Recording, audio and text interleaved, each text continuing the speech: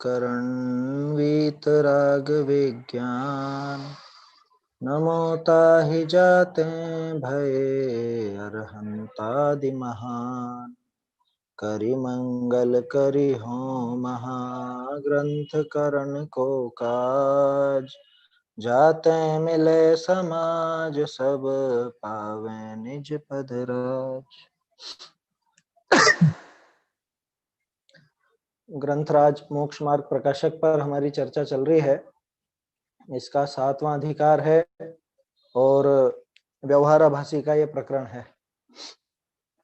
इस व्यवहाराभासी के प्रकरण में हमने अभी तक देखा कि कुल प्रवृत्ति से चले आ रहे हैं कुछ लोग, तो मतलब धर्म का धारण करने वाले कितने तरह के, कि धर्म का धारण करने वाले कई तरह के हैं, जिनमें सबसे पहला तो कुल अपेक्षा मात्र से है कि हमारे कुल में जो होता आया उस अनुसार हम भी ये काम करते हैं, कुल के हिसाब से ही हम भी करते हैं।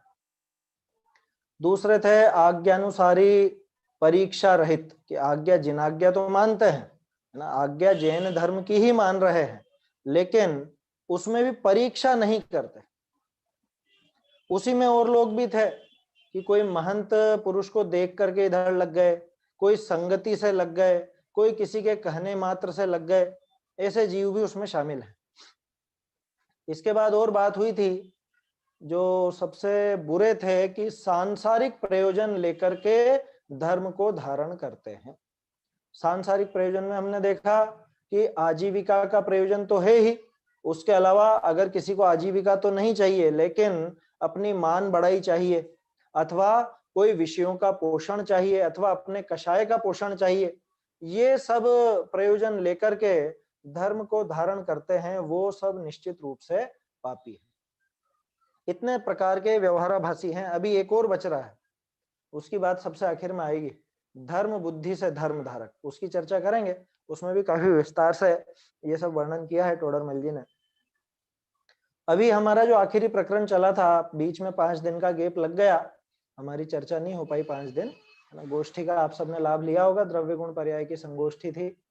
अब हमारा उक्त व्यवहाराभासी धर्म धारकों की सामान्य प्रवृत्ति, माने ऐसा क्या है जो इन सब में समान दिखता है, चाहे वो कुल अपेक्षा से लगा हो, चाहे वो मात्र आज्ञा अनुसारी हो, परीक्षा रहित हो, चाहे वो लौकिक प्रयोजनार्थ हो, लेकिन ऐसी प्रवृत्तियां उनमें सामान्य रूप से देखी जाती है, किसी में कम किसी में ज्यादा, लेकिन इस तरह की प्रवृत्तियां देखी जाती हैं। इनमें हम बात कर रहे थे, भक्ति करते हैं, चित्त तो कहीं है, दृष्टि घूमती रहती है, मुख से पाठादि बोलते हैं, क्या विचार करते हैं। और उसमें अपन ने एक चीज देखी थी, वो जो संशोधन था, परंतु यह ठीक नहीं मैं कौन हूं। ये ठीक नहीं का मतलब ये निर्णय नहीं है बिल्कुल भी कि मैं कौन हूं, किसकी स्तुति करता हूं, किस प्रयोजन को लेकर स्तुति करता हूं, ऐसा बिल्कुल भी विचार नहीं करते। कदाचित कुदेवादि के उनकी सेवा में भी लग जाता है, जैसे सच्चे देवशास गुरु की करता है वैसे अन्य की भी करता है। क्यों? कि इसका तो प्रयोजन ही कुछ और है ना। देखो, आजीविका आदि वाला जो प्रयोजन था, सांसारिक प्रयोजन वाला, वो तो ये देखेगा कि मेरा सांसारिक प्रयोजन किससे सिद्ध होता है। इनसे सिद्ध होता है तो इनको भी मैं नमस्कार कर लूं, दूसरों से सिद्ध होगा तो दूसरों को भी करूंगा, उसमें क्या दिक्कत है। इस तरह से वो करता है। या मान बढ़ाई का भी हो अगर, तो अच्छा यहाँ पे मेरा नाम बड़ा होता है तो मैं यहाँ पर भी आ जाऊंगा, ये धर्म का भी सेवन करूंगा, कोई दूसरे लोग मेरा सम्मान करेंगे तो वहां भी चला जाऊंगा, क्योंकि मुझे तो मेरा नाम बड़ाई से मतलब है, नाम बड़ा होना चाहिए, बाकी तो हम सभी जगह चले जाएंगे, ऐसा भी वो करता है। तो ये भी एक सामान्य प्रवृत्ति इसमें है। इसमें जो संशोधन थे, है ना, हाँ, सुदेव गुरु शास्त्र आदि व कुदेव गुरु शास्त्र आदि में विशेष नहीं पहचानता। विशेष का अर्थ देखा था हमने अंतर, है ना। पिछली चर्चा में मैं आपको वो चित्र नहीं बता पाया था, जिन लोगों ने अगर हस्तलिखित नहीं देखी हो तो यहाँ से मैं दिखा देता हूँ। जो 2 बड़े संशोधन इस पेज पर थे, ये देखिए। पहले तो अपन ने देखा था वो जो परंतु यह ठीक नहीं मैं कौन को पहचानो हो, किसकी स्तुति करो, देखिए यहाँ हाँ, ये एक सेकंड में इसको हाईलाइट कर देता हूं।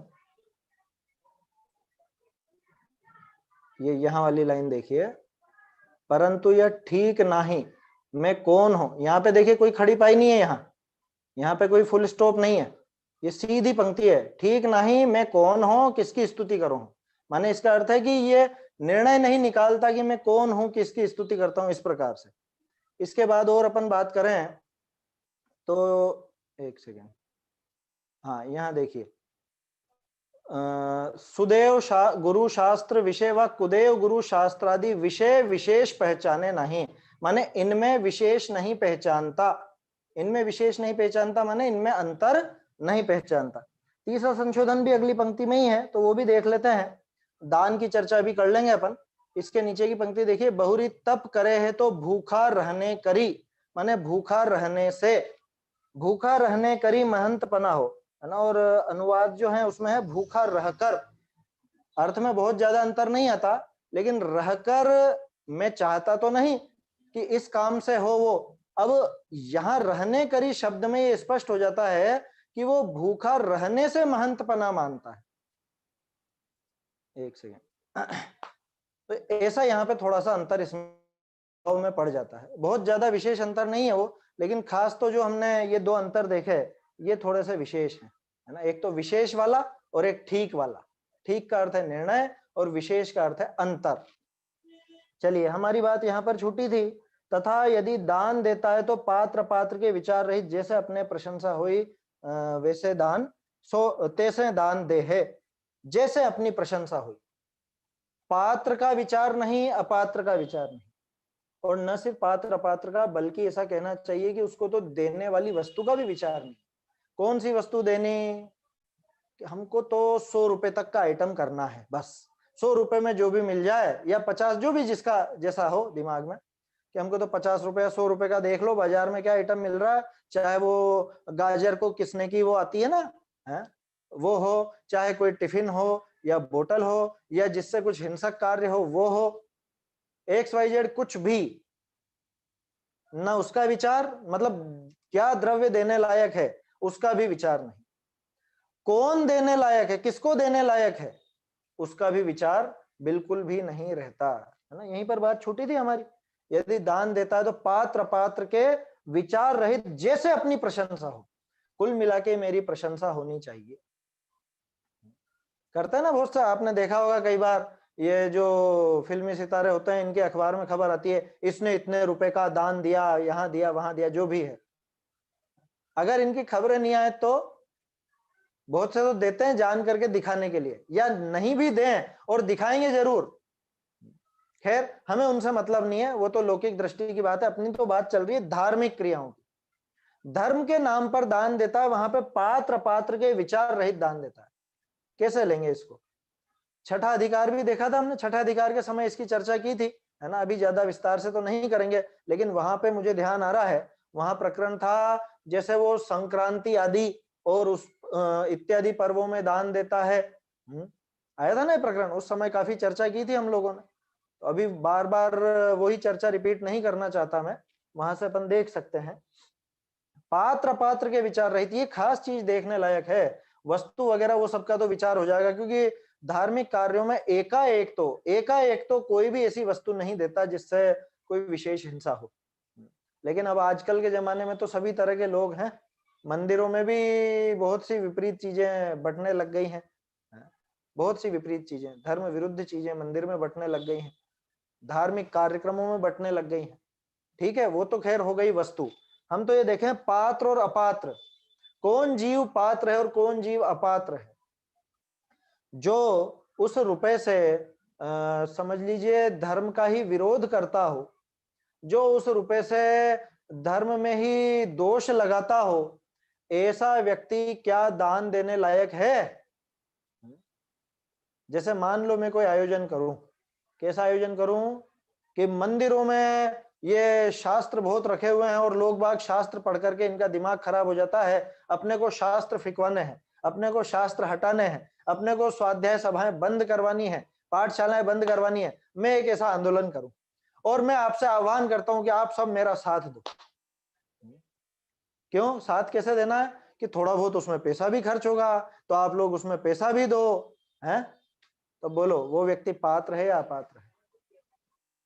जो इस तरह की बात रखता हो, इस तरह का आयोजन करता हो, इस तरह का सम्मेलन करता हो, क्या अपने को जिनेंद्र भगवान का भक्त कह करके, भले मैं भक्त, मेरी क्रियाओं से कुछ भी भक्ति नहीं झलकती, लेकिन मैं ऐसा आयोजन रखूं, ऐसा सम्मेलन रखूं और उसमें खुद को कहलाऊं कि मैं तो देव का भक्त हूं, मैं तो शास्त्र का भक्त हूं, मैं तो मुनि भक्त हूं, और मेरा आचरण जरा भी नहीं दिखता देव भक्त, गुरु भक्त या शास्त्र भक्त का, और ऐसे आयोजन करके बड़े बड़े मंच माला और माइक का आयोजन करके मैं लोगों से ये निवेदन करूं, आपसे निवेदन करूं कि साहब आप इसमें हमारा साथ दो, इसमें खर्चा भी हो रहा है, इसमें और चीजें भी हो रही हैं, हमें धर्म विरोधी लोगों को मजा चखाना है, इसके लिए हमको आपका सहायता चाहिए आपकी, तो आप इसमें पैसा खर्च कीजिए,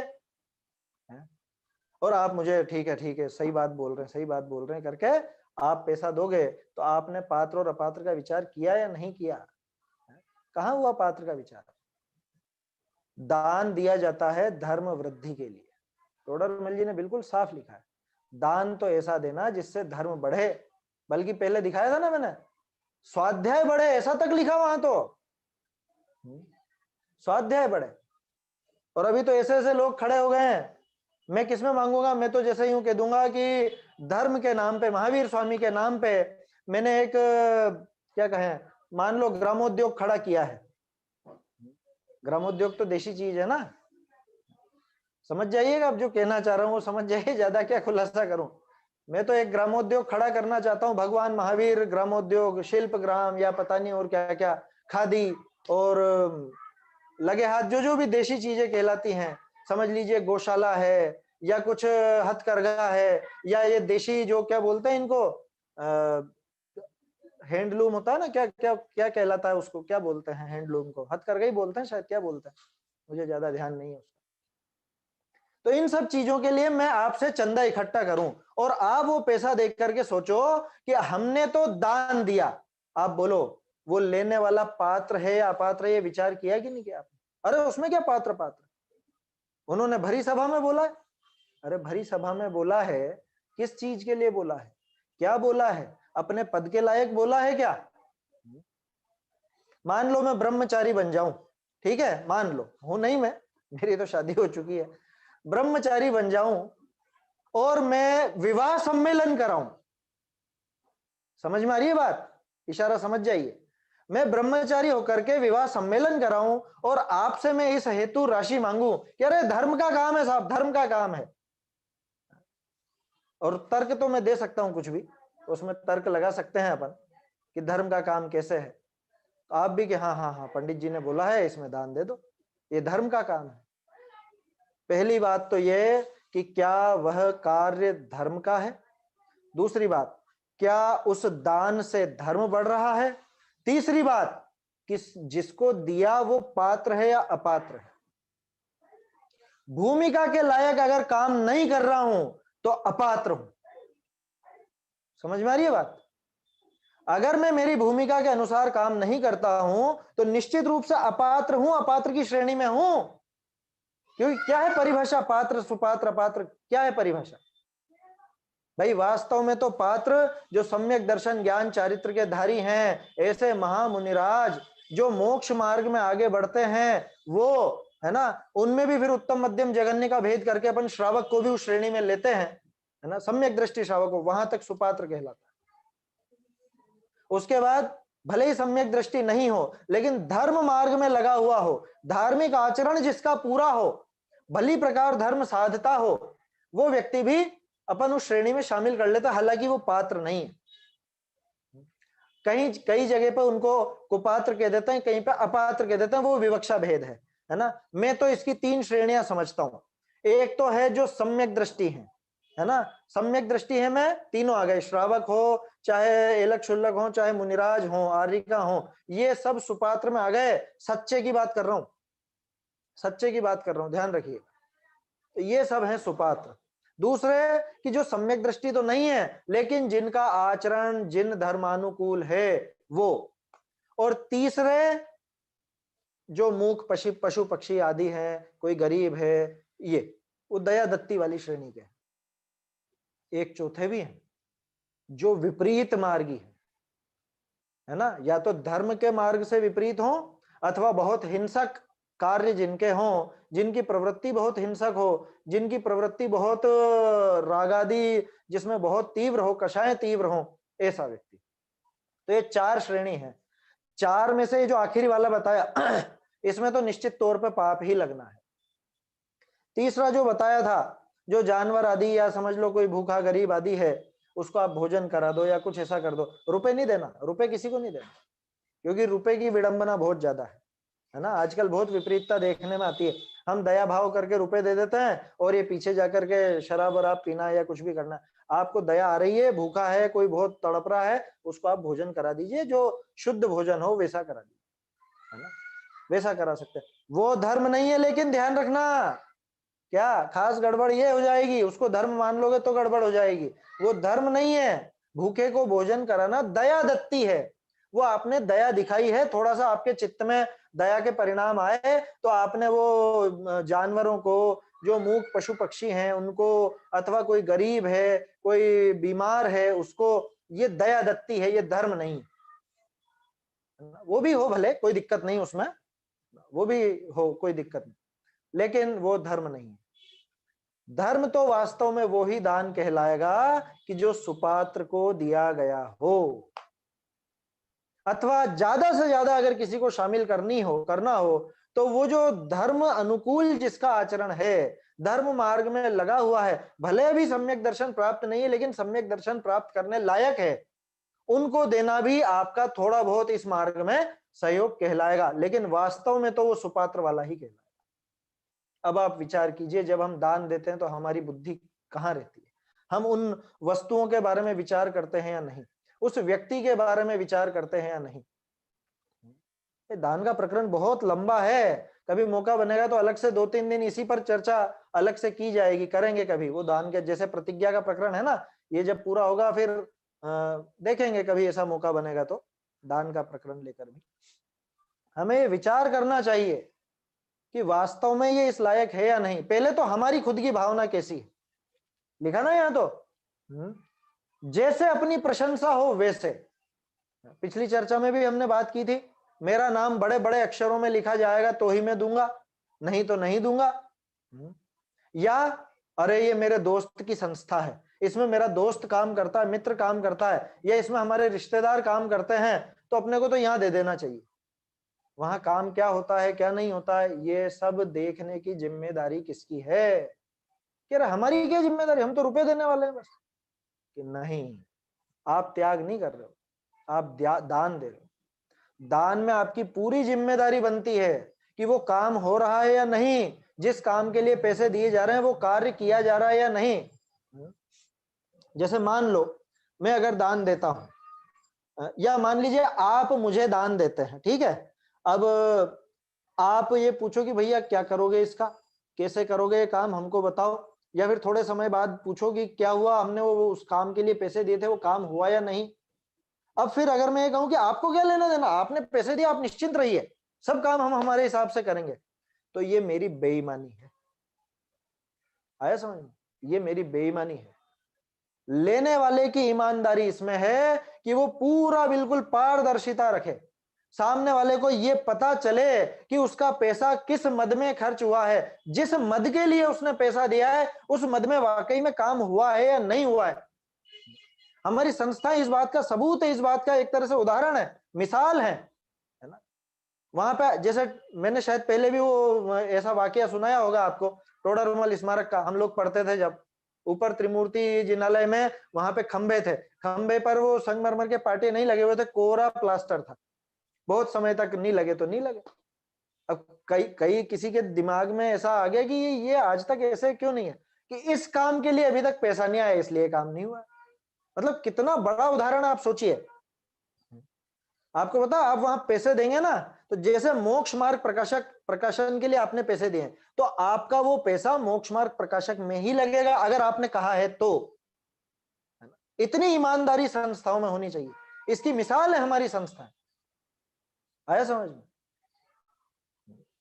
तो ये चीजें वास्तव में सीखने लायक है और अपने परिणामों को देखने लायक है। दातार खुद के भावनाओं को सुधारे, किस लिए दे रहा है? एकमात्र उद्देश्य ये होना चाहिए दान का कि धर्म बढ़े, एकमात्र उद्देश्य ये होना चाहिए, ना कि नाम बढ़े। और हम तो कहीं पे नाम छोटे अक्षरों में आ जाए जिसमें उबल जाते हैं। हमारा नाम इतने से अक्षरों में दिख ही नहीं रहा है, उनका नाम तो इतना बड़ा बड़ा दे दिया। मेरा नाम आपको बड़े में देना चाहिए था, और हमने तो आमंत्रणकर्ता में नाम लिखाया था, आपने उद्घाटनकर्ता में क्यों लिख दिया? होती है ना, बहुत सी बार इस तरह की बातें हो जाती हैं। तो ये विचार करना चाहिए, देने वाले की ये जिम्मेदारी है कि वो सिर्फ धर्म बढ़ाने के हेतु, धर्म बढ़ाने के उद्देश्य से दान दे। लेने वाले की ये जिम्मेदारी है कि वो पूरी पारदर्शिता रखे। आया समझ में? खैर, अभी तो लेने वाले का प्रकरण यहाँ नहीं है, खास प्रकरण तो ये है कि देने वाला क्या भावना रखे। हमें देखना चाहिए, हम लोग अधिकांश की बात कर रहा हूं, कुछ अच्छे लोग भी हैं, अधिकांशों की तो ऐसी प्रवृत्ति रहती है, जो चीज हाईलाइट नहीं होती, जिस जगह पे लोगों का ध्यान नहीं जाता, उस जगह दान ही नहीं देते। दान सबसे ज्यादा वहीं पहुंचता रहता है जहां पहले से ही भरपूर है। जो काम कर रहा है, जहां से काम हो रहा है, आप उसकी पहचान कीजिए, परख कीजिए, वहां पे दान दीजिए। एक चीज और इस प्रकरण में कहना चाहता हूं, हालांकि सीधी इस पंक्ति से जुड़ी हुई नहीं है, लेकिन दान के संबंध में है। लोग बाग क्या सोचते हैं, हमने इतने रुपये का दान दिया। रुपये का दान कभी नहीं होता है। सबसे पहले ये समझ लीजिए, रुपये का दान कभी भी नहीं होता। क्या बात कर रहे हैं, सब दान रुपये रुपये का तो होता है? हमने इतने लाख दिए, उन्होंने उतने लाख दिए, उन्होंने इतने हजारों रुपए दान दिए, सब यही तो बातें करते हैं। दान वास्तव में कभी रुपये का होता ही नहीं। ये कैसी अजीब बात है? आप बताओ मुझे, दान कितने प्रकार का? 4 प्रकार का है ना? औषध, शास्त्र, अभय, आहार। रुपया कहाँ है? और हम तो सोचते हैं कि हमने रुपए दिए, अब छुट्टी, हमने रुपए दे दिया, हो गया अपना काम। ये गंभीरता से विचारने लायक बात है। दान होता है वस्तु का, उस वस्तु के लिए रुपया दिया जाता है। अगर आप वो वस्तु नहीं दे सकते तो कायदे से, तो जैसे मान लीजिए अगर मुझे शास्त्र देने हैं, तो मैं या तो सीधे सीधे शास्त्र दूं, और नहीं तो शास्त्र की व्यवस्था कराऊं, उस व्यवस्था के लिए रुपया दिया जाता है। समझ में आई बात? इस तरह से होता है दान। और हमने तो स्वरूप ही ऐसा बना लिया कि हाँ साहब, हमारा एक कार्यक्रम है, आप इतने हजार दे दो, आप इतने लाख दे दो, आप इतने करोड़ दे दो, हो गया काम। देने वाले को मालूम नहीं कि उस पैसे का क्या हुआ, लेने वाले के पास हिसाब नहीं कि वो पैसे का क्या क्या किया गया, वो कितना पैसा कहां गया, कितना किधर गया। ये विडंबना बहुत खड़ी हो गई है आज के समय में, है ना? अभी भी साफ सुथरा काम भी होता है ना? लेकिन विडंबना देखने में आती है तो कहने में आ जाता है, क्या करें। ये बहुत गंभीरता से विचारने लायक बात है, ये सोचना चाहिए हमें इस बारे में। क्योंकि आजकल दान तो सभी निकालते हैं, कोई भी ऐसा नहीं है, मेरे ख्याल से जितने भी लोग अभी सुन रहे हैं, एक भी जना ऐसा नहीं होगा जो दान नहीं देता होगा। लेकिन दान का स्वरूप क्या, कैसे दें? हम तो सोचते हैं रुपए दिए और छुट्टी, हमारा काम हो गया। कि नहीं, पूरी जिम्मेदारी है हमारी, पूरी जिम्मेदारी है हमारी, वो काम कराना है हमें, है ना? वो काम कराने के लिए हमने दान दिया था, तो वो काम हो रहा है कि नहीं हो रहा है? देखो, सामने वाले का गला तो नहीं पकड़ सकते, लेकिन बार बार उसको चेताएंगे तो सही कि भैया क्या हुआ, वो काम हुआ कि नहीं, वो रिपोर्ट लेनी चाहिए या नहीं लेनी चाहिए।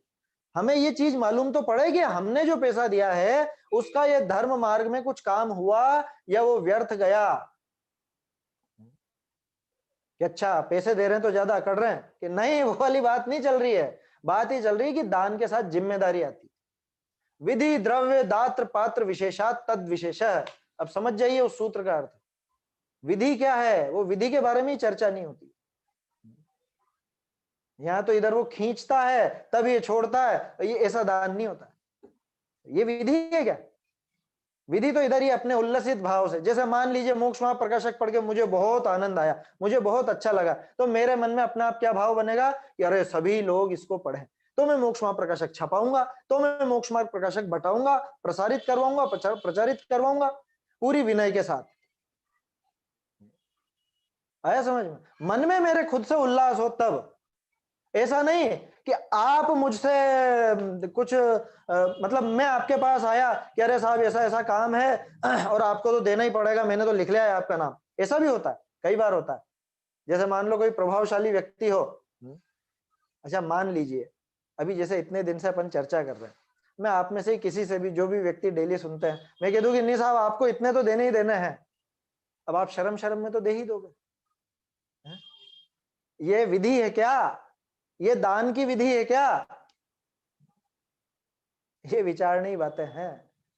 तो विधि, द्रव्य, दात्र, पात्र, टोडरमल जी ने 2 का इशारा तो कर ही दिया यहाँ पे। पात्र पात्र के विचार रहित जैसे अपनी प्रशंसा हो वैसे दान देता। वैसे टोडरमल जी ने सबका इशारा किया है, हर जगह जगह पे दान का प्रकरण आया है। मुझे कई दिनों से विकल्प है, जैसे प्रतिज्ञा के प्रकरण इकट्ठे करें ना अपन ने, वैसे दान के प्रकरण भी इकट्ठे करूंगा। वो इकट्ठे हो जाएंगे ना, तब फिर उसके ऊपर भी चर्चा कभी करेंगे अपन, जब ये मोक्ष प्रकाशक एक बार पूरा हो जाए। वो बहुत जरूरी है वो प्रकरण भी आज के समय में। चलिए आगे बढ़ते हैं अपन। दान का तो किस्सा आगे भी चलेगा, ये पहले भी हो चुका है, छठे अधिकार के समय भी काफी हम चर्चा कर चुके हैं। आगे देखते हैं। बहुरी तप करे है तो भूखा रहने करी महंत पनो होई, सो कार्य करे है। एक ही पंक्ति में दे दिया, सो कार्य करे परिणामनी की पहचान नहीं। परिणामों की तो जरा भी पहचान नहीं है। भूखा रहकर नहीं है ये, भूखा रहने करी माने भूखा रहने से। क्या मतलब? मैंने महंत पने का साधन किसको बनाया? भूखा रहना। भूखा रहने से महंत पना हो, माने भूखा रहने से लोग बाग वाहवाही करते हैं, तारीफ करते हैं, ये देख करके मैंने भी आज उपवास कर लिया, ये उसका अर्थ है ना। भूखा रह करके महंतपना हो और एक भूखा रहने से महंतपना समझता हूं मैं इसलिए किया। देखा होगा आपने कई बार ऐसे प्रकरण बनते हैं, ज्यादातर 10 लक्षण पर्वों में, अष्टानिका आदि में। अष्टानिका में तो फिर भी इतना सुनने को नहीं आता, 10 लक्षण में जरूर सुनने को मिल जाता है। क्या कि आपके यहाँ पे किसी ने 10 वास किए क्या, 10 उपवास किए क्या? हमारे यहाँ तो इतने जनों ने किया, हमारे यहाँ इतने जनों ने किया। 2-3 वर्ष पहले हमारे यहाँ पे 10 उपवास करने वाले कम से कम 15-20 जने हो गए थे। 15-20 जन 10-10 उपवास करना। कौन लोग? उनमें से जो 15-20 थे, उनमें से 2-3 लोगों को छोड़ दो तो बाकी के लोग ऐसे थे जो साल भर में रात्रि भोजन का भी जिनको त्याग नहीं, आलू प्याज आदि का भी त्याग नहीं, बाजार की अभक्ष्य वस्तुओं का भी जिनको त्याग नहीं। अब सोच लीजिए क्या सोच करके किया है? अरे विचार आता है कितनी बार। तो अभी तो बहुत से ऐसे लोग हैं जिन्होंने जमीकंद आदि और ये सब, खैर वो आगे आएगा प्रकरण, उसमें भी ले लेंगे अपन। जमीकंद आदि का त्याग कर दिया। हमारे तो साहब पूरे जमीकंद का त्याग। अच्छा, बाजार की चाय पीते हो अदरक वाली है क्या? हाँ, वो उसकी तो छूट है साहब, चाय तो पीते हैं ना, चाय तो पीनी पड़ती है। कहाँ पीनी पड़ती है? कहाँ लिखा रहा है कि चाय पीनी पड़ती है? गुलामी तो खुद ने ओढ़ी है, खुद मैं ओढ़ करके बैठा हुआ हूं गुलामी की चादर, चाय की गुलामी। वास्तव में गुलामी है। जो डेली पीते हैं, है ना, मुझे किसी का दिल दुखाने का भाव नहीं है, आप में से कोई डेली पीता भी होगा, लेकिन वास्तव में आप विचार कीजिए, जिस दिन नहीं पीते उस दिन क्या हालत होती है। कुछ सिर दर्द होने लगता है, सिर चकराने लगता है, काम में मन नहीं लगता है, कुछ तो होता है। जैसे वो शराबी को शराब नहीं मिलती तो उसकी हालत खराब हो जाती है, स्मैक को स्मैक नहीं मिलती तो उसकी हालत खराब हो जाती है, आपको चाय नहीं मिलती तो उसमें हालत खराब होगी। तो ये नशाकारक हुई कि नहीं हुई? ध्यान रखिएगा, जिसने इसको व्यसन बनाया उसके लिए नशाकारक है, दवा के रूप में ले तो दिक्कत नहीं है ना। क्योंकि अभी मुझे पता है बहुत से लोग सोचेंगे कि आप बाबूजी की बात करते हो, बाबूजी तो चाय पीने की कहते थे। बहुत से लोग कहते हैं इस तरह की बात। 2-1 जने तो मेरे विद्वान मित्र भी कह रहे, वो बाबूजी का वो वाला प्रवचन बताना जिसमें उन्होंने चाय का पक्ष लिया।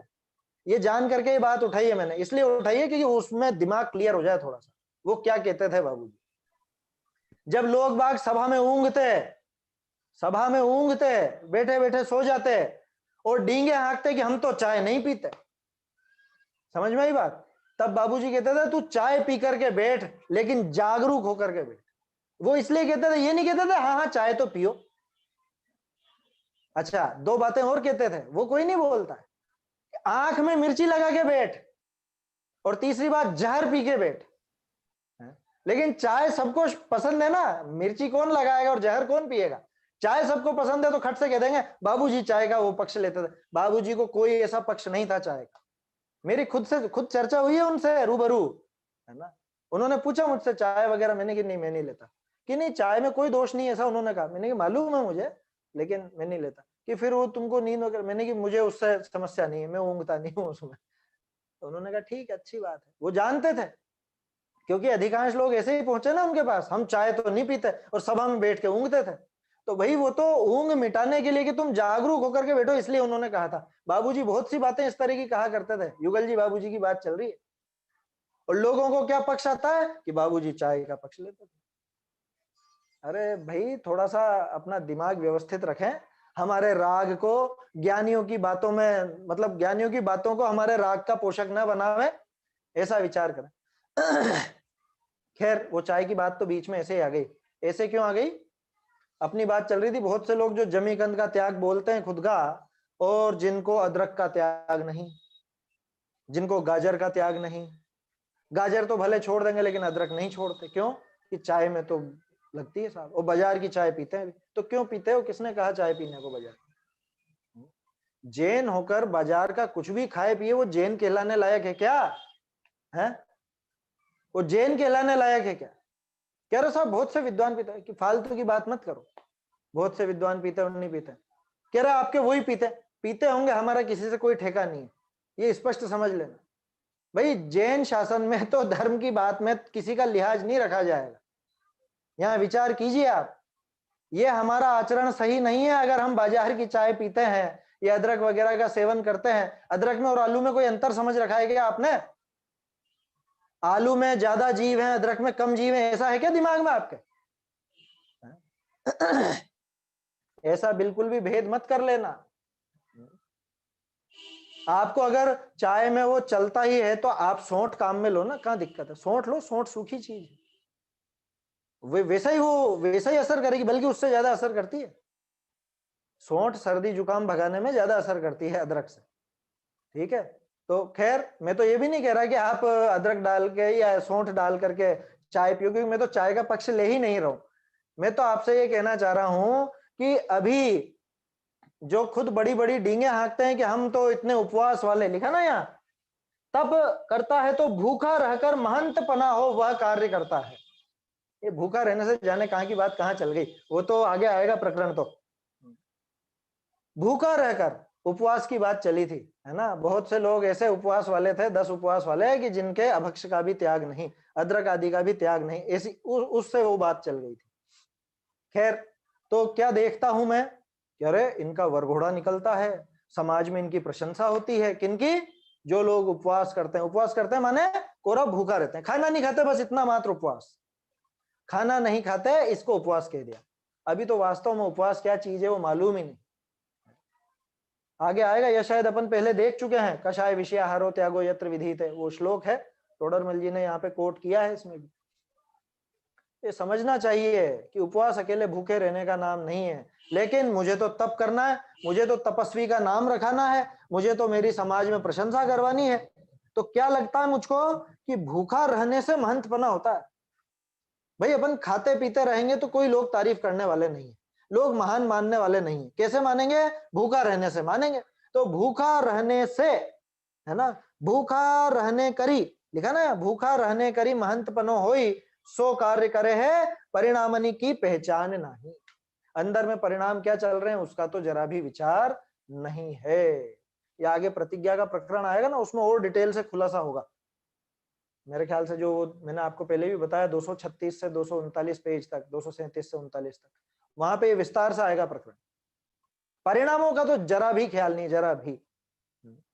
अंदर से तो खलबली मच रही है, 2 बज गई, 3 बज गई, 4 बज गई, कब शाम होगी, कब रात होगी, कब अगला दिन निकलेगा और कब मैं खाऊंगा, है। अंदर से तो ये परिणाम चल रहे हैं। जैसे वो सेठ जी के चले थे ना,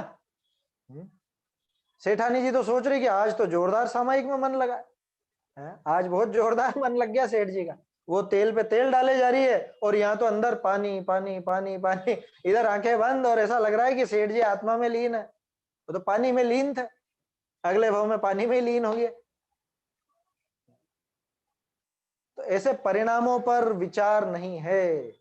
ताते परिणामनि की संभाल में गाफिल मत हुए है प्राणी, भागचंद जी का भजन है ना। परिणामों की पहचान नहीं है, ये तप का प्रकरण। ये अपन और विस्तार से देखेंगे प्रतिज्ञा के समय, अभी तो सामान्य प्रवृत्ति दिखा रहे हैं टोडरमल जी इन सबकी। और क्या कह रहे हैं, बहुरी व्रताधिक धारे है तहा बाह्य क्रिया ऊपरी दृष्टि है, सो भी कोई साची क्रिया करे है, कोई झूठी करे है, और अंतरंग रागादि भाव पाइये है तिनका विचार नहीं, वाह बाह्य भी रागादि पोषणे का साधन करे। लो, व्रतादि धारण करता है, क्या मतलब व्रत का? व्रत का अर्थ हुई प्रतिज्ञा। अपन चाह के भी उस प्रकरण को छोड़ नहीं पाते, यहाँ पे बार बार आ जाता है। व्रत का अर्थ ही प्रतिज्ञा, ये तप में भी वो प्रतिज्ञा वाली बात है, इसमें भी ऐसा समझ लेना। व्रतादि धारण करता है, वहां पे भी किस पे दृष्टि है? बाहरी क्रिया पे, अपने जो परिणाम हो रहे हैं उन पर तो कोई बिल्कुल भी दृष्टि नहीं। कोई भी प्रतिज्ञा ले ली तो मैंने नियम ले लिया है ना, जोश जोश में, अपन तो बिल्कुल अपने जैसी बात करें। कैसी? जैसे सभा में बैठे थे, पंडित जी ने कहा कि भैया नियम लो, रोज कम से कम आधा घंटा स्वाध्याय करोगे ही करोगे। ये व्रत ले लिया मैंने, ये प्रतिज्ञा ले ली साहब। अब बैठा, अगले दिन किताब खोल के तो बैठा, लेकिन मन तो लगता ही नहीं है। धनाधन धनाधन, बस रीडिंग लगानी है, क्या करें, घड़ी भी देखते जा रहे हैं, रीडिंग लगाते जा रहे हैं, ये हो रहा। अथवा दूसरा उदाहरण ले लो पूजा का, कि हमारे तो रोज पूजा का नियम है, बिना पूजा किए तो हम कभी कुछ नाश्ता ही नहीं करते, पानी ही नहीं पीते साहब। ऐसे मैंने तो नियम ले रखा है। आपने ध्यान दिया होगा, ये जो व्रताधिक धारण वाली बात है ना, ये जब लॉकडाउन लगा था, मंदिर वगैरह सब बंद हो गए थे, कितने लोग आकुल व्याकुल हो गए थे। कैसी कैसी खबरें आई थी क्या? पहले तो अन्य समाज की आई थी, है ना, वो मरकज की किसकी, उसके बाद जैन समाज ही हुआ था बदनाम, कि जैनों को चैन नहीं पड़ रही बिल्कुल भी। कह रहे नहीं, हम तो भले मर जाएंगे लेकिन हम तो दर्शन करे बिना मानेंगे ही नहीं, हम तो वहां पे जाएंगे ही जाएंगे मंदिर में। अरे प्रक्षाल करे बिना, अभिषेक करे बिना, पूजा करे बिना, या मंदिर जाए बिना तो हम तो नहीं, बिल्कुल नहीं। क्या किया ये? बाह्य क्रिया पर तो दृष्टि है। अरे तो क्या नहीं करें, क्या घर पे बैठे रहे क्या? कौन कह रहा है घर पे बैठे रहे? उल्टी बात क्यों लेनी? मैं तो बात ये कर रहा हूं, दिमाग कहां जा रहा है हमारा, भाव कहां जा रहे हैं, किधर है दृष्टि, किधर है? बाह्य क्रिया पर दृष्टि है ना, और अंतरंग रागादि भाव पाए जाते हैं, उनका कोई विचार नहीं। ये बताओ, जिस लॉकडाउन का अभी भी मान लो लग जाए, है ना, लगना तो नहीं है, लगना चाहिए नहीं, लेकिन मान लो ऐसा हो, अब उस टाइम पर चोरी छुपे जा रहे हैं क्या मंदिर में? आप में से गए होंगे बहुत से, मुझे पता है आप में से बहुत से गए होंगे, है ना, चोरी छुपे तो कोई ना कोई तो गए ही होंगे। और फिर अब वहां तो भगवान के दर्शन कर रहे हैं या पूजा बोल रहे हैं, और मन में डर लग रहा है कि कहीं कोई शिकायत ना कर दे, कहीं कोई देख ना ले, कहीं अभी वो पुलिस की गाड़ी नहीं आ जाए गश्त पर, क्या ये भी डर बना हुआ है। तो अभी बताओ, वो आकुलता जो हुई है, उन परिणामों में वो आकुलित परिणामों का ज्यादा फल है, या आप वो मंदिर तक पहुंच गए और आपने दर्शन कर लिया उसका ज्यादा फल है? परिणाम तो वहां लगे ही नहीं, है ना, परिणाम तो वहां लगे ही नहीं। देखो, जिसके नहीं लगे उसी की बात कर रहा हूं, ध्यान रखना। अनर्गल इसको तोड़ मरोड़ के मत सोच लेना दिमाग में कि मंदिर जाने की मना कर रहे हैं, मंदिर जाने में दोष बता रहे, बिल्कुल भी नहीं बता रहे। जिस जीव के बाहरी क्रिया पर दृष्टि है उसकी प्रवृत्ति दिखा रहा हूं। जिसकी बाहरी क्रिया पर दृष्टि है वो तो क्या देखेगा, हाँ बस बस बस पहुंच गया, हो गया काम, मंदिर पहुंच गया, अपन प्रक्षाल हो गई, पूजा हो गई, जो जो भी करना था वो हो गया अपना काम। या जैसे अपन ने तो स्वाध्याय वाली बात करी थी कि स्वाध्याय का नियम लिया था, हाँ हो गया, आधा घंटा हो गया, बस बंद कर। अभी भी बहुत से लोग हैं नए नए नियम लेते हैं ना स्वाध्याय के लिए, तो अब क्या करते हैं, अब तो बहुत बढ़िया सुविधा है ऑनलाइन की, ऑनलाइन चलता ही है प्रवचन। तो एक काम करो, बाकी समय तो समय नहीं मिलता, दूसरे काम रहते हैं, खाना बनाते बनाते सुन लो ना, ऑफिस का काम करते करते सुन लो, कोई दिक्कत नहीं, खाना बनाते हुए भी सुनोगे कोई दिक्कत नहीं, लेकिन उपयोग पूरा वहां रहना चाहिए, उपयोग वहां रहना चाहिए। लेकिन मैंने अक्सर देखा है, बहुत सी जगह देखा है, इधर तो सास बहू बातें भी करती जा रही हैं, या बाप बेटे सब बातें भी करते जा रहे हैं दुकान पे ही, और इधर प्रवचन चल रहा है, हैं? इधर तो विद्वान बोले जा रहे हैं पता नहीं क्या, और इधर इनकी अपनी बात चल रही है। और देखते हैं टाइम हो गया, चलो हाँ ठीक है, हो गया हो गया हो गया, स्वाध्याय आज सुन ली। आज कितने प्रवचन सुने तुमने? कि अच्छा 4 सुने, मैंने 5 सुने थे आज। कि अच्छा उन 5 में से 5 बातें तो बता दो भाई, हैं? 5 सुने, उन 5 में से कोई 5 बातें ध्यान रही या नहीं? अगर नहीं रही तो वो किस काम का? देखो, व्रतादि धारण करता है, वहां बाह्य क्रिया पर तो दृष्टि है, बाहरी क्रिया तो मैं पूरी करूंगा। अभी ध्यान रखना, अभी इसमें भी बताएंगे टोडरमल जी। सो भी कोई सच्ची क्रिया करता है, कोई झूठी क्रिया करता है। लो, जैसे यही स्वाध्याय का नियम ले लिया। अब कैसे होती है स्वाध्याय? कि कुछ नहीं, अलमारी में बहुत सारी पुस्तकें पड़ी हैं, कोई सी भी एक पुस्तक उठाई और पढ़ लिया, रीडिंग लगा ली, हो गई। अगले दिन दूसरी किताब, अगले दिन तीसरी किताब। या पूजन का नियम है तो पूजा में कुछ नहीं, वहां गए, वहां पे द्रव्य चढ़ाना है, बस बोल लिया जो भी बोलना था, द्रव्य चढ़ा दिया, इधर के इधर पूजा बोल ली, जयमाला बोल ली, अर्घ्य बोल लिया, हो गई छुट्टी। अब इनमें से कोई क्रिया तो सच्ची और कोई क्रिया झूठी। क्या मतलब? कि कोई क्रिया तो जैसी होती है वैसी करता है, कोई दिक्कत नहीं, और क्रिया बहुत सी कोई कोई क्रिया झूठी भी। झूठी माने जो आगम अनुकूल नहीं है, जो अपने जिन धर्म अनुकूल नहीं है, ऐसी भी क्रियाएं कर बैठता है। एक और उदाहरण, रात्रि भोजन का किस किस को त्याग है? कि इसका उदाहरण क्यों लिया? इसमें बिल्कुल आसानी से समझ में आ जाएगा सच्ची क्रिया और झूठी क्रिया। हम क्या कहते हैं? हमारे रात्रि भोजन का त्याग है। अच्छा, तो रात में पानी भी नहीं पीता आप? क्या? नहीं नहीं, भोजन का त्याग है। बात समझ में आई? अरे भाई, रात्रि भोजन का त्यागी वो होता है जिसको रात में पानी भी नहीं पीता हो, है ना? जो पानी भी नहीं पीता हो उसको रात्रि भोजन का त्याग कहलाता है।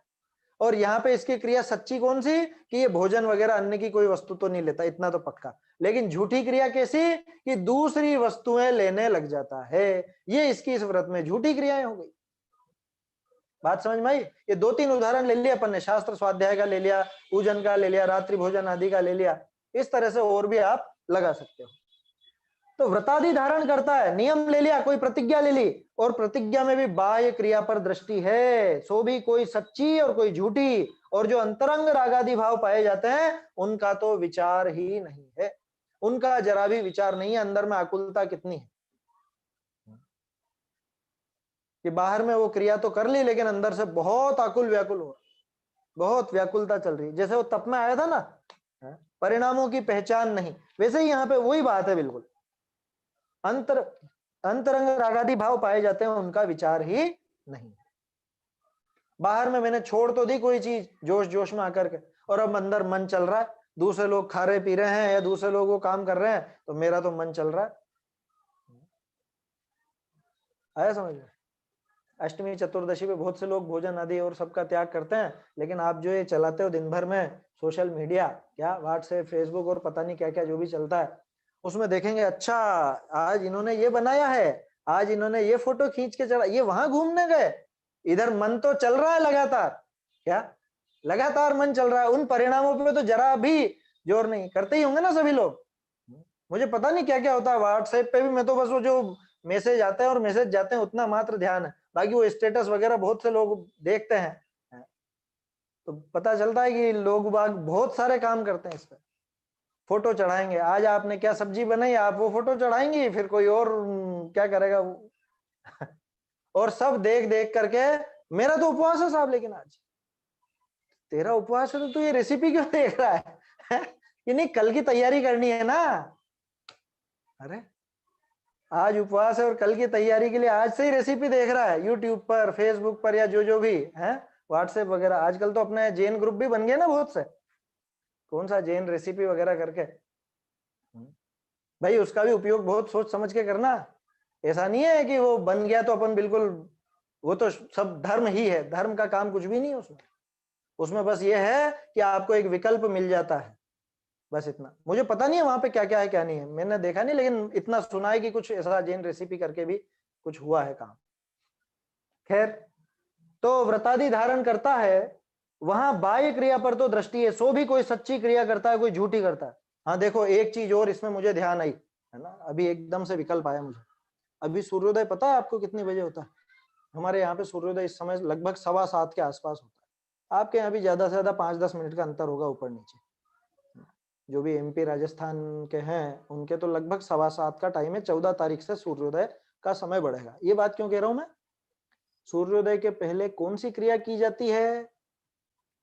जैनी श्रावकों के घर में तो सूर्योदय के पहले कुछ नहीं किया जाता, रसोई नहीं खुलती। अब मेरे तो रात्रि भोजन का त्याग है, लेकिन अरे सूरज लेट उगेगा तो क्या इतनी लेट लेट तक हम बैठे रहेंगे क्या? ऐसा तर्क होता है बहुत सौ का। ऐसा तर्क करते हैं बहुत से, क्या कि बैठे ही रहेंगे क्या, सूर्योदय के लिए बैठे रहेंगे? ये तर्क कहां कहां करते हैं? जो मंदिर में पूजन प्रक्षाल के लिए जाते हैं वो लोग भी करते हैं, और जो महिलाएं रसोई का काम करती हैं वो लोग भी करते हैं। ये दोनों ही जगह खतरनाक है। सूर्योदय के पहले न तो मंदिर में कोई क्रिया की जाएगी, ज्यादा से ज्यादा आप जाकर के दर्शन कर लो शांति से चुपचाप, मंदिर में और कुछ काम नहीं करना, सूर्योदय के पहले बिल्कुल नहीं करना, और रसोई का भी कोई काम नहीं करना। ये हमको ध्यान में रखने लायक बात है। अब अगर मेरे रात्रि भोजन का त्याग है और मैं तो सूर्योदय के पहले ही उठ करके पानी वानी छानना और जो भी काम रहता है दूध वगैरह का और वो सब जो भी है ना, महिलाएं सब जानती हैं जो काम सुबह से करने हैं, या किसी के ऑफिस जाना है तो वो टिफिन वगैरह की तैयारी रात में बन जाता है। खाते नहीं हम कि नहीं हम तो रात में भी नहीं बनाते, हम तो सुबह सुबह बना लेते हैं। अरे सूर्योदय तक रात है या नहीं? सूर्यास्त से लेकर सूर्योदय तक रात्रि काल है। अब उस रात्रि काल में आप बनाते हो, आपको पता है रात में जो खाना तो सिर्फ ये थाली से उठा के मुंह में जाने का काम है बस, बाकी जो बनाना है ना उसमें ज्यादा हिंसा है। तो रात में खाने से ज्यादा खतरनाक रात में बनाना है, और रात में बना हुआ भी नहीं खाता है जैन।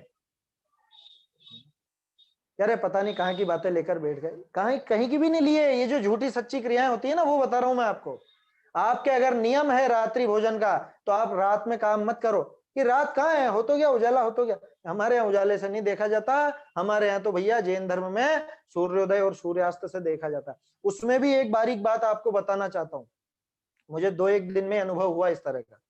देखो सूर्योदय हो जाता है, उसके बाद भी इतना पर्याप्त प्रकाश नहीं होता कि आप बारीकी से सब चीजें देख सको, नहीं होता है ना। जैसे कुछ दिन पहले की बात है ना, हमारे ही घर की, जैसे सुबह सुबह सूर्योदय के बाद ही हो रहा था काम, लेकिन सूर्योदय के 48 मिनट बाद नहीं, सूर्योदय हो चुका था, यूं समझ लो। जैसे मान लो डोसे बनाने या कुछ भी बनाना है, उसके लिए जो चावल होते हैं, चावल को पहले साफ करते हैं, अपन देखते हैं महिलाएं करती हैं ये सब काम। तो अगर बनाना है तो उसमें बहुत बारीक बारीक जीव हो जाते हैं, चावलों में हो जाते हैं, है ना। तो हालांकि अपने घरों में देख करके ही होता है काम, लेकिन उस दिन मुझको यह अनुभव हुआ कि सूर्योदय के 48 मिनट बाद का क्यों कहा जाता है। उस उजाले में आपको बराबर नहीं दिख सकते, और 48 मिनट का जो काल है उसके बाद पर्याप्त प्रकाश हो जाता है, आप आसानी से सब कुछ देख सकते हो। इसलिए हमको तो प्रयास यही करना चाहिए कि सूर्योदय के भी 48 मिनट बाद हम रसोई आदि का काम चालू करें, जिसमें बारीक निगाह की आवश्यकता है वो काम तो 48 मिनट बाद ही करें, और इधर सूर्यास्त के 48 मिनट पहले निपट जाए। ये प्रत्येक जैनी का कर्तव्य है कि अरे ऐसा भी कोई साध सकता है, क्यों नहीं साध सकते, ये तो अपने हाथ की बात है। यार सर्दी में बहुत लेट हो जाते हैं, तो लेट हो जाते हुए जल्दी हो जाता है, टाइम मैनेजमेंट तो अपने को ही करना होगा। आया समझ में? प्रकृति अपने हिसाब से नहीं बदलेगी। रही बात मंदिर की, तो जो लोग ऐसा कहते हैं, देखो समय तो हो गया है लेकिन फिर भी ये बात पूरी कर देता हूं। मंदिर में जो लोग ऐसा तर्क करते हैं तो क्या बैठे ही रहेंगे क्या ऐसे कि हाँ तुम तो नहीं रहोगे बैठे, भगवान तो बैठे ही रहेंगे, तुम्हारे हिसाब से चलेगा भगवान का काम, है ना। यहाँ तो खट से हम तर्क दे देते हैं कि हम क्या बैठे रहेंगे क्या, इतनी देर देर सूर्योदय होगा, तो सूर्योदय के भी 48 मिनट बाद बोल रहे हो आप, तो सूर्योदय के 48 मिनट बाद क्या 8 बजे प्रक्षाल करेंगे क्या? भगवान से पूछो मतलब भगवान को फालतू समझ रखा, आपका टाइम टाइम है, और जो जिन धर्म अनुसार जो कार्य है वो कुछ भी नहीं है, आपको वो नहीं दिखाई देता।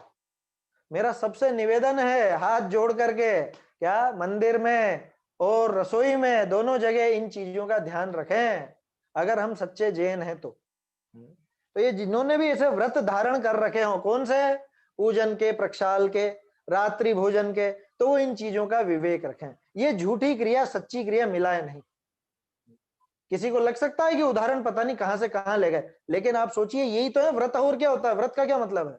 व्रत माने नियम प्रतिज्ञा है।